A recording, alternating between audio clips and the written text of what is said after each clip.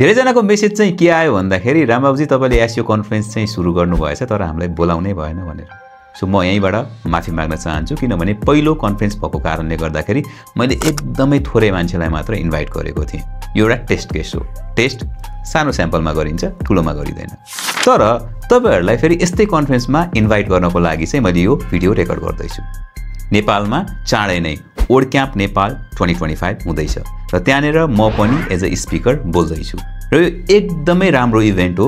तपाईँ केही सिक्न चाहनुहुन्छ, नेटवर्क गर्न चाहनुहुन्छ भनेदेखि चाहिँ। त्यसले गर्दाखेरि यो अप्रिल 4 र 5 मा हुँदैछ।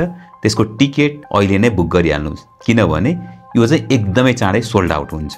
यदि तपाईलाई टिकट चाहिँ कहाँबाट लिने भन्ने थाहा छैन भनेदेखि चाहिँ फर्स्टमा मलाई फलो चाहिँ गरिहाल्नुहोस् अनि तल कमेन्टमा ओडक्याम्प भनेर लेख्नुहोस् र म तपाईलाई टिकट कहाँबाट लिने भन्ने लिंक सेन्ड गर्छु।